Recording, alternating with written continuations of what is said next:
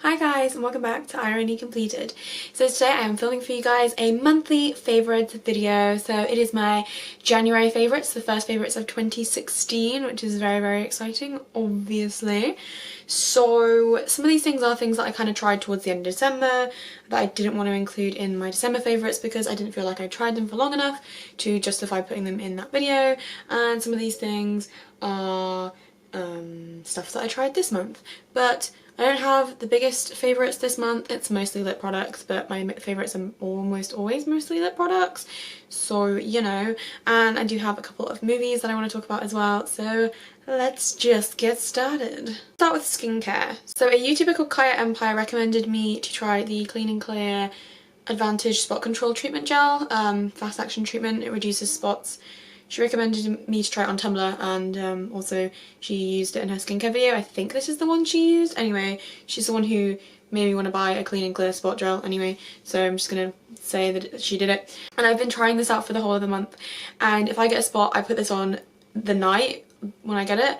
It's like basically gone in the morning, and it's gone within like 3 days completely, and I feel like it leaves less of a scar. So I think this is a really great spot gel. I don't really like all over the face things that prevent spots just because I have dry skin, so this is really nice that I can use something that just targets the areas where I get a blemish and gets rid of them without drying the rest of my skin out. So I definitely recommend this to people who have dry skin but acne prone skin, because it only dries out the very small area that you put it on, as opposed to drying out your entire face like other Clean and Clear products or other anti-spot products. This does have salicylic acid in it, which is probably why it is so good at getting rid of the spots, because I think salicylic acid is like a pretty good spot treatment. I haven't had oily skin for a while, I don't know.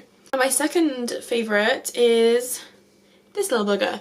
This is the Benefit It's Potent Eye Cream. I just realised it says eyes, which is kind of strange and disturbing. So I got this as a free sample. It's just the small size when I bought a kit that had like the Benefit Professional full size, small size of the That Gal brightening primer, and then a small size of this. And I really like eye creams at the moment because I have quite dry under eyes and also quite sensitive under eyes, so they do get quite sensitive if I don't get enough sleep, or if my eyes are a little bit irritated I'll get like all red and like purple all up under my eyes. It's horrible.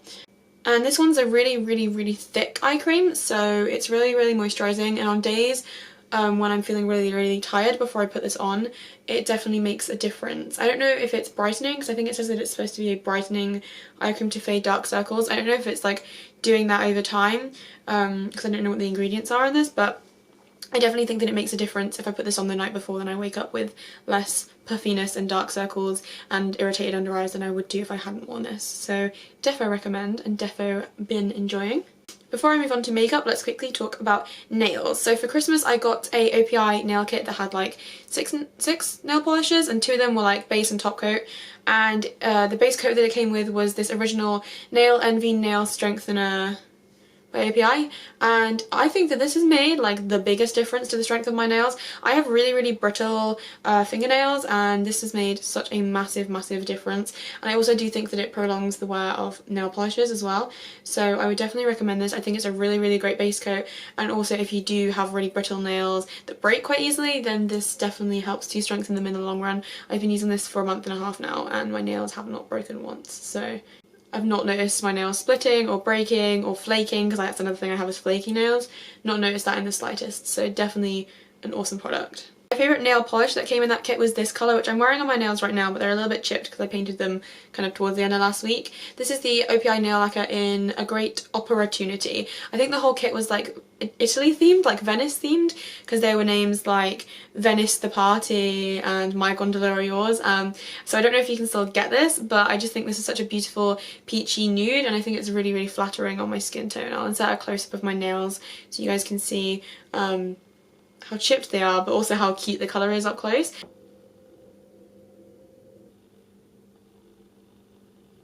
Because it seems like just such a boring colour, but it actually does a lot for your fingers in terms of making your fingers look longer, and just I think nude nail polishes are like my favourite kind of nail polishes, so I've been adoring this and I've been wearing it like loads basically. And now on to makeup. I did mention this in a video that I've been obsessed with this Urban Decay Naked Skin Concealer. I finally decided to just bite the bullet and buy it because I've been hearing so many people talk about it on YouTube. Like basically everyone and their mum was raving about this concealer, and I've been seeing some really great reviews.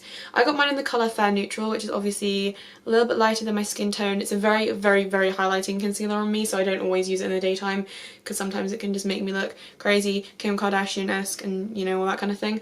But I do absolutely adore this concealer. It really is weightless because it says that it's weightless complete coverage concealer, light diffusing, peptide infused, paraben free, and it really is weightless. It feels so light on my under eyes, which like I said, I can get quite dry under eyes, so this doesn't like look crackly or cakey under my eyes in the slightest.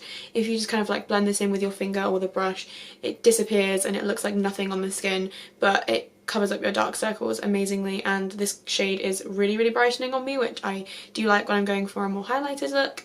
I'll like insert a close-up of the like doe foot applicator. It's amazing.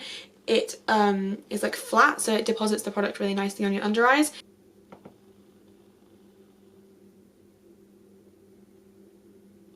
And just generally I have nothing but good things to say about this concealer. It blends amazingly, it looks amazingly, it lasts amazingly, and it doesn't crease at all if I set it with a powder, which I always do with all under eye concealers just because everything tends to crease on me. So I definitely would recommend this concealer to all skin types, to be honest, because I just think it's amazing. And I've heard people with oily skin and with dry skin and with older skin and with younger skin say that this is great, and I really do think that it's great. One eye product, and then I will move on to lip products because I have quite a few lip products. This is the Benefit Creaseless Cream Shadow in Bikini Teeny. It's just basically a really pretty kind of champagne-y shade. I'll do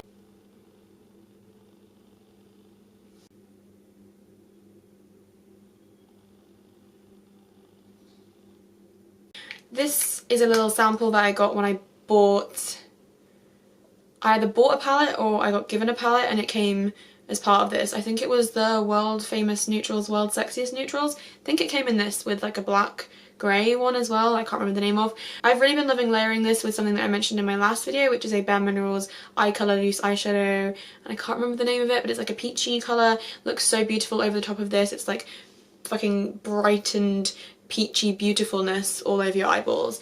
And also I like wearing this on its own as well as like an inner corner highlight or an all over the lid brightener, and I just think it's a really cute product, really nicely pigmented, and the shade is just so flattering on my skin tone. I have tried the other ones and I do like those as well, although I would say that overall I prefer the Maybelline Colour Tattoo formula to this, just because this is a little bit more slippery and tends to crease just a tiny bit more than the Maybelline ones, plus the Maybelline ones are like half the price or less than half the price of the full price of the full sizes of these creaseless creams. But if you're in the market for a high-end cream eyeshadow, then I would definitely recommend this one. I think it's fantastic, and the colour is so beautiful on pale skin, just like all over the lid. Oh, just let me bathe in this. On to lip products. There's so many lip products, like seriously guys. Okay, let me start with this one. This is the Rimmel, what's it called? The Only One lipstick. The new lipsticks by Rimmel, they like launched a whole range of new ones. This is in the colour Naughty Nude 700, which I think is beautiful. It's like a mauvey nude, and it comes across a little bit more pink on the lips, but I just think it's such a pretty colour. I'll insert swatches again.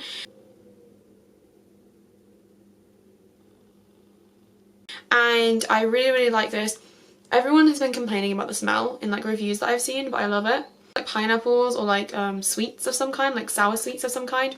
So gorge, I absolutely adore it. I basically think this is a really nice lipstick. It's just pretty kind of like basic in a way in terms of its formula. It's really creamy, it's really like glossy and beautiful on the lips, but it's also really pigmented, which I love. Can't stand lipsticks that aren't pigmented, and I just think it's a really flattering colour that would look good on like a whole bunch of different skin tones, from really pale to kind of like medium to dark skin as well. I don't know how it would look on really dark skin, but I do think this is a flattering kind of universal nude shade. But they do have a really great range range of colours in this. I noticed they have like tons and tons and tons and tons of colours, and I think the formula on these is really, really lovely. It doesn't dry my lips out at all, lasts for a reasonably good time as far as a creamy lipstick goes, like definitely better than other creamy lipsticks that I own, and looks amazing on the lips. Doesn't sink into anything or exaggerate anything, just makes your lips look really full and pretty, and this colour is, like I said, kind of universally flattering in my opinion. Another lipstick, I mentioned the other colour of this in my December favourites. This is another Olivia Palermo for Ciate London lipstick,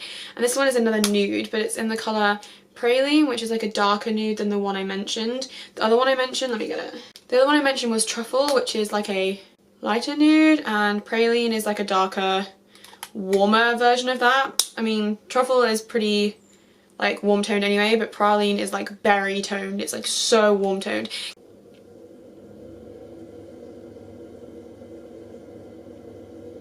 Kind of reminds me of MAC Velvet Teddy, but like a little bit darker and a little bit more like red brown almost, and I just think that it's such a great colour. It looks really nice on me. I think it has that kind of like Kylie Jenner kind of lip look on paler skin, but I also think that this would be a really great nude for someone with like darker, deeper skin tone as well, because it's just such a beautiful brown tone, and I think that these warm tone lipsticks are just really in all the time at the moment, and they look kind of like beautiful on a whole range of different people and different skin tones. And this Olivia Palermo packaging literally kills me. Like, I want to have all my lipsticks in gold packaging like this. I think it's so beautiful. Kind of like the Charlotte Tilbury packaging, but I like this better almost because it's just so simple and so cute. And I found both of these at TK Maxx. So if you can find the Ciate x Olivia Palermo collection at TK Maxx, then you can buy these lipsticks for less than a fiver when they're usually like £15. So that's always a bonus. Jonas. And then lastly, I did a first impression on these new MAC liquid lipsticks this month, and I have been obsessed with them. I wore this colour back in Vogue in the first impressions video. It's like a peachy nude tone. I will link in a card the video now. I think these last really, really nicely, and they're not super, super drying on the lips. This colour is equally as good as this colour. I have tried them both now, and I think they're both fantastic. Like I said in the video, the colour range is not my absolute favourite colour range ever. I think there's other liquid lipstick lines that have better colours, but I do think that the colours they have would suit a whole different range of people. They have some darker colours that would look good on all skin tones, and some nudes that would look good on super pale skin. They have cool undertones and warm undertones in their lipsticks, and I think that that's, you know, pretty good, but I do wish they'd come out with a few more fun colours, do you know what I mean? Just because I feel like other liquid lipstick brands have better colours. I do think this is a really, really great formula, and I would definitely recommend checking these out if you were kind of on the fence about them and didn't know whether they were worth the money. I would say yes, they are, because you get a ton of product in here. You get like 5 milliliters in here, which seems like a lot compared to some other liquid lipsticks that I've got, and I also think the packaging is really cute, although it does kind of make me think of a bullet vibrator, do you know what I mean? Like, no? Too far? Maybe? I'm gonna shut up now. That's everything for makeup, nails, skincare and all that kind of thing. So now let's talk about clothes. I have been living for roll necks lately, and I mean living. Like, I'm sure you've noticed, because it's all I seem to be wearing constantly is roll necks. I'm just obsessed. It's like a problem. It's legitimately a problem.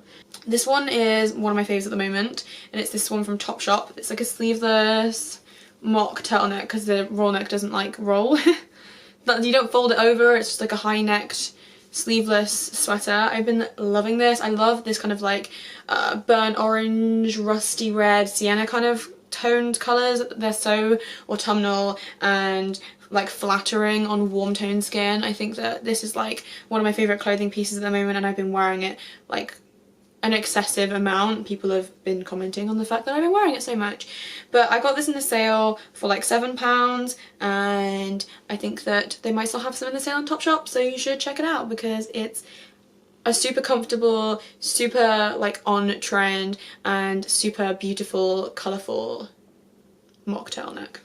And if you want something a little bit more just like basic and like still beautiful and flattering, but just basic and classic, a black turtleneck is the way to go. This is one from Primark, which, I mean, Primark have some amazing turtlenecks at the moment. They're really soft and like feel like nice quality, and they're only £8. They're not too see-through or thin, but they're like just thick enough to be warm, and they have them in like all different colours. I have a sparkly one that I wore a lot around Christmas, and a black one. They also have like grey and navy and red and like all kinds of colours. So if you are like a turtleneck freak like me at the moment and you want to get one in every colour, head over to Primark because they're super affordable compared to other places. So yeah, I've been loving this. I think that like a black turtleneck with like blue ripped mom jeans, or with like high-waisted skirts and like checks, I think that this is just like so Parisienne, so classic, so iconic, and so 60s, and I think that you cannot ever go wrong with a black turtleneck. Like, it looks good on everyone. You just can't go wrong with it. Just buy one. You need one, I'm telling you. And lastly for fashion is the shirt that I'm wearing now, which let me jump. Let me tilt the camera down. It says, are you in a film or in reality? I got this t-shirt from Zara for like £6, which is super cheap for Zara because Zara can be quite expensive, as we all know. And it's just so adorable. It's so me because are you in a film or in reality? I'm a film student, and I feel like that phrase just sums up my life. And it's super soft. And I do think that these like shirts with the little red sleeves and collars are just like so flattering and so cute on everyone, and they look casual but fun at the same time. So yeah, if they still have this in Zara, you should go pick it up because it's great. Just saying. Zara Basics is like the best range ever. Zara Basics are like so affordable compared to the rest of Zara, plus they have like all different things for like really good prices, and they're really good quality, and I love it. And lastly, let's talk about my favourite movies this month. Oh, guess what I went to go see in the cinema? I tweeted like a mini Twitter review of it because I was like dying after it came out. I went to go see The Revenant. It was so good. It's really funny because I went to go see The Revenant and I also went to go see Hateful Eight in the same week, and I actually thought that The Hateful Eight was going to be the film that I was like dying for and like going to be like freaking out about for a really long time because I really love Quentin Tarantino, but actually I didn't end up loving that film as much as I thought I would. Don't get me wrong, still a good film. Just if I was asked to pick between the two films that I went to see and recommend either The Revenant or The Hateful Eight for you to go see in the cinema, I'd say go see The Revenant. Surprised me, not that I don't love Inarritu. I think he's a great filmmaker. I love Amoris Paras and I like quite a few of his other things, but The Revenant, holy shit, it's such a good film. Like, oh my god, Leo's acting is amazing and he barely speaks in the whole thing. It's so like body language oriented and like facial expression oriented. It's amazing. His performance is absolutely stunning in it. If he doesn't win an Oscar, I'll be very sad for him, because can we like shut up about the fact that he hasn't won an Oscar and just let him win an Oscar? For fuck's sake. Jesus Christ. Tom Hardy's performance, really good, although I will warn you that you can't understand a single word that Tom Hardy says throughout the whole film. People just need to stop letting him do accents, in my opinion, but don't get me wrong, his performance is still really good, and the rest of the cast is really strong as well, I think. The storyline is heart-wrenching, the action is like heart-pounding, and it's a really good mix, in my opinion, between really like gut-wrenching emotional stuff that will like make you feel feelings and feel sad, and really cool gory action, like fast-paced kick punch, like awesomeness. It's set in a very kind of like brutal time in history. It's set in the colonization of America, kind of like the decimation of Native Americans and stuff, so it's quite a kind of difficult time period to set a film in, and obviously there's been countless articles written about the fact that it was like one of the hardest things to film ever. So I definitely think that you guys should go see it if you like films, if you like action films, if you like Leonardo DiCaprio. I just recommend it to everyone unless you're a little bit squeamish, because let's be real, it's quite gory. How the fuck is Hateful Eight rated an 18 and The Revenant rated a 15 when the gore in The Revenant is so much worse because it's so much more realistic and like, you know, actually like what could have happened and stuff, whereas the gore in The Hateful Eight is just like every other Tarantino film that involves gore, like the scene in Kill Bill where she's like chopping people's arms off and blood's like spurting 6 miles away. It's much less realistic, and I think that The Revenant's worse because it is more realistic, so I don't know why that was a 15 but The Hateful Eight was an 18.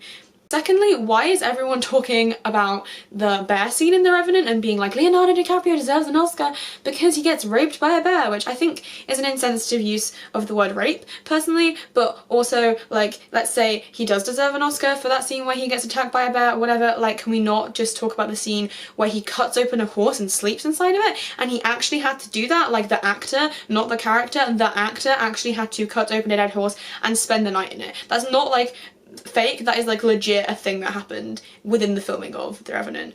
So why is everyone talking about how Leo deserves an Oscar for getting attacked by a bear when you know that was CGI? That obviously wasn't a real like bear and a bear handler there. Like that was obviously a CGI scene, because how else would they fucking have filmed it? Why is people saying that he deserves an Oscar for a scene in which a CGI bear attacks him when we could be saying that he deserves an Oscar for a scene in which he literally gets naked in the snow in Canada, in Alaska or wherever, and crawls inside a dead horse? That's a real thing that happened in the filming. Look it up if you don't believe me. I think he deserves an Oscar for that. Also, a scene in which he had to spend like 12 hours in the water to film a scene underwater. Yep, he deserves an Oscar for that. But no, he deserves an Oscar for the bear scene. What? I know I'm like ranting, but like people's logic doesn't make sense to me. Just saying. Anyway, before I go off on a massive tangent, which I feel like I already have, let's wrap this up. So, I hope you guys enjoyed this video. Please let me know down in the comments what your favourite things have been in January and some of the things that you've been absolutely loving this month. Keep an eye out for my January book club, which will be coming in the next few days. And also don't forget to subscribe to me and follow me on Twitter, Tumblr or Instagram, which will all be linked down in the description, along with everything that I'm wearing, everything that I mentioned and what's on my face right now. Thank you guys so much for watching, and I will see you next time. Bye!